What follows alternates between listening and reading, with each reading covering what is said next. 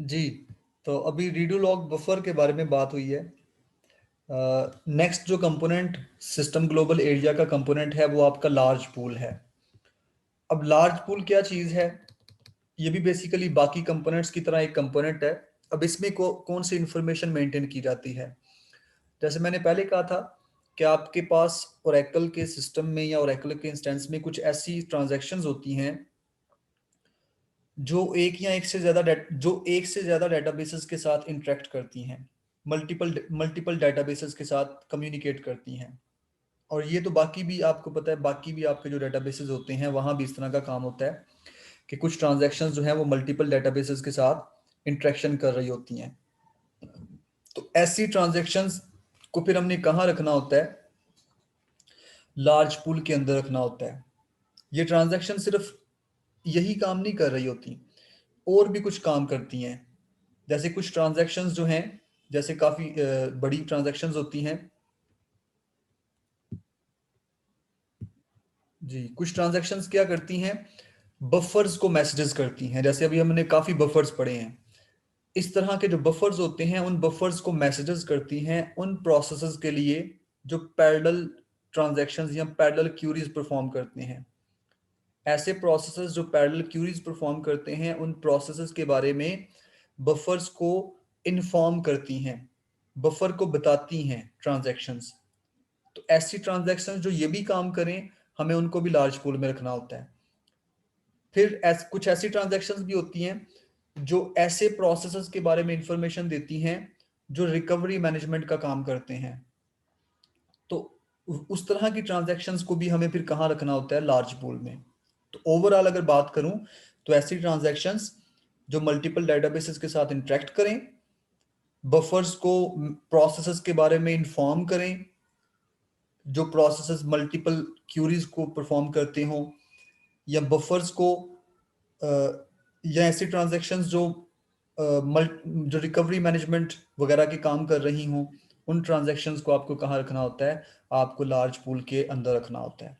अब large pool के नाम से जाहिर होता है कि इसमें आप ऐसी ऐसी ट्रांजैक्शंस को रखेंगे जिन ट्रांजैक्शंस को मेमोरी की बड़ी मिकदार में ज़रूरत होगी। ऐसे ट्रांजैक्शंस जिनको मेमोरी का बड़ा हिस्सा चाहिए होगा, हम उन ट्रांजैक्शंस को लार्ज पूल में रखा करेंगे। ये इसके नाम से जाहिर है। ठीक है। अब लार्ज पूल का साइज हमने कैसे मेंटेन करना है या साइज स्पेसिफाई किस तरह से करना है? उसके लिए भी हमारे पास एक पैरामीटर होता है जो कि पैरामीटर इनिशियलाइजेशन फाइल के अंदर पड़ा होता है। वो पैरामीटर का नाम क्या है? Large underscore pool underscore size. ये पैरामीटर का नाम है। ठीक है। इस पैरामीटर की मदद से आप इसका साइज जो है वो मेंटेन कर सकते हैं। जो भी आपने साइज स्पेसिफाई करना है, आप उसका साइज जो है वो स्पेसिफाई कर लें, और डायनामिकली अगर आप लोगों ने इसको चेंज करना है तो चेंज भी कर सकते हैं। तो नेक्स्ट कंपोनेंट जो हमारे पास है वो है आपके पास जावा पूल। जावा पूल में क्या होगा?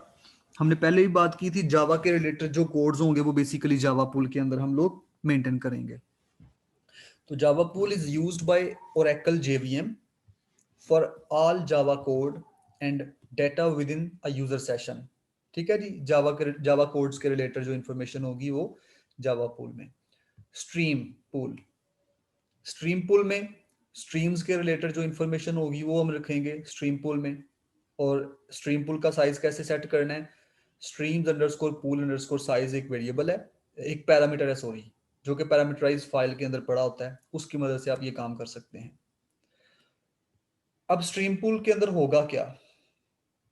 इसके अंदर बेसिकली डाटा और कंट्रोल स्ट्रक्चर्स होंगे जो सपोर्ट करेंगे ओरेकल स्ट्रीम फीचर्स को। ओरेकल एंटरप्राइज एडिशन, आपके ओरेकल के जितने भी एडिशंस हैं उनमें से जो एडिशंस ओरेकल स्ट्रीम फीचर्स रखते होंगे, उन फीचर्स के बारे में डाटा और कंट्रोल बेसिकली हम स्ट्रीम पूल के अंदर मेंटेन करते हैं। नेक्स्ट हमारे पास है पीजीए। ये सिस्टम ग्लोबल एरिया का पार्ट नहीं है, मेमोरी का हिस्सा है, ओरेकल के इंस्टेंस का हिस्सा है, लेकिन एसजीए का पार्ट नहीं है। एसजीए के जितने पार्ट्स थे वो हमने देख लिए हैं। नेक्स्ट हमारे पास पीजीए है जिसे प्रोग्राम ग्लोबल एरिया कहते हैं, और ये हर प्रोसेस का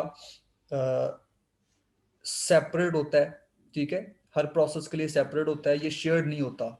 ये वाला एरिया शेयर्ड नहीं होता, ये याद रखिएगा, प्राइवेट होता है हर प्रोसेस के लिए।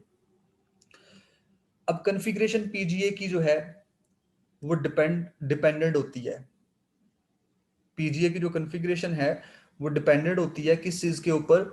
ओरेकल डेटाबेस की जो कनेक्शन कॉन्फ़िगरेशन है ना, कि ओरेकल डेटाबेस के साथ आप कनेक्ट किस तरह से हुए हैं, यूजर ओरेकल डेटाबेस के साथ किस तरह से कनेक्ट हुआ है, उसकी जो कनेक्शन कॉन्फ़िगरेशन होगी उसके ऊपर डिपेंडेंट है आपकी पीजीए की कॉन्फ़िगरेशन। जैसे दो दो तरह की कॉन्फ़िगरेशंस अवेलेबल हैं, कनेक्शन कॉन्फ़िगरेशंस, एक सर्वर और एक डेडिकेटेड।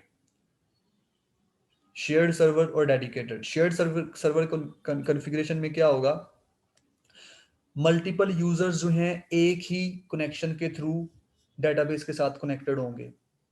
और डेडिकेटेड में क्या होगा, एक यूजर डेटाबेस के साथ अपना सेपरेट कनेक्शन मेंटेन करेगा, सेपरेट पाथ मेंटेन करेगा। मल्टीपल यूजर्स सेम पाथ को या सेम कनेक्शन को शेयर नहीं करेंगे। अब जब आप शेयर्ड सर्वर यूज करते हैं ना बेसिकली, तो होता क्या है, आप बेसिकली मेमोरी का जो यूजेज होता है ना सर्वर के ऊपर, उसको मिनिमाइज करते हो, क्योंकि आप शेयर कर देते हो ना, तो हर यूजर को अलग अलग मेमोरी का हिस्सा नहीं देना पड़ता, तमाम यूजर्स को सेम हिस्सा मिल जाता है। तो इसलिए फिर मेमोरी का जो इस्तेमाल होता है वो थोड़ा सा मिनिमाइज हो जाता है, मेमोरी वेस्ट होने से बच जाती है। लेकिन इसके कुछ नुकसान आप जाहिर सी बात होते हैं, रिस्पॉन्स टाइम कम हो जाता है आपका। जब सारे लोग एक ही मेमोरी को एक्सेस कर रहे होंगे तो फिर मेमोरी किस किस को रिस्पॉन्स देगी, तो इसमें ये इशू होता है। और इसके अलावा जो शेयर्ड सर्वर एनवायरनमेंट होता है, इसमें हर यूजर की सेशन इंफॉर्मेशन जो है वो मेंटेन की जाती है।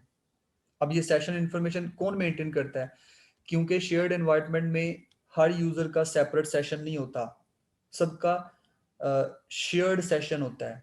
तो इसलिए फिर एस जो होगा, जिसे हम सिस्टम ग्लोबल एरिया कहते हैं, वो शेयर्ड, वो बेसिकली सेशंस की इंफॉर्मेशन को मेंटेन करेगा, पीजीए मेंटेन नहीं करेगा। ठीक है।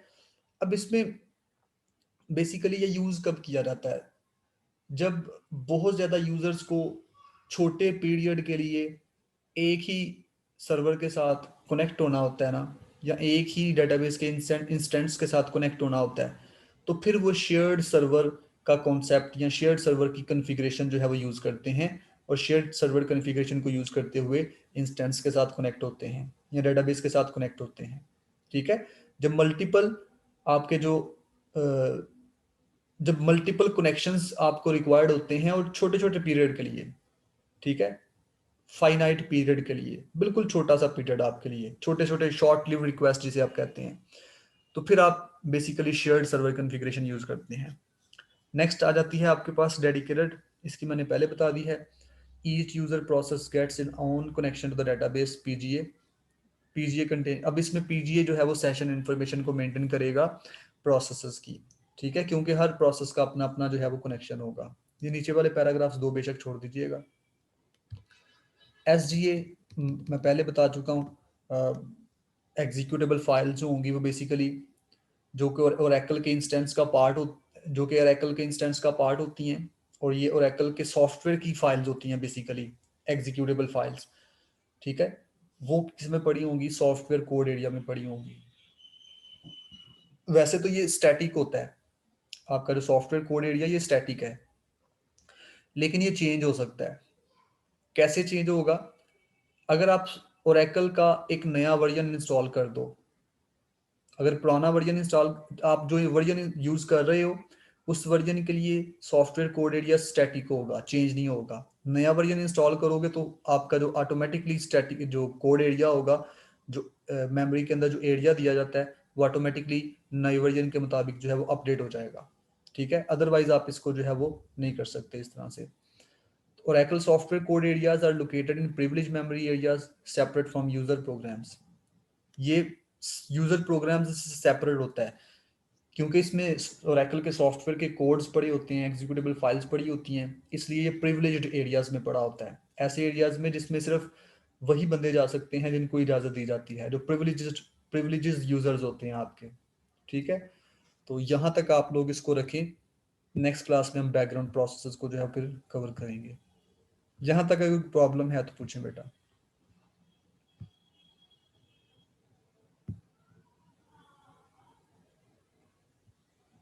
जी चलिए मैं फिर मीटिंग को ख़त्म कर रहा हूँ, तो नेक्स्ट क्लास में जो प्रॉब्लम्स होंगी वो आप कवर कर लीजिएगा। ओके अल्लाह हाफ़िज़। ओके सर, अल्लाह हाफ़िज़।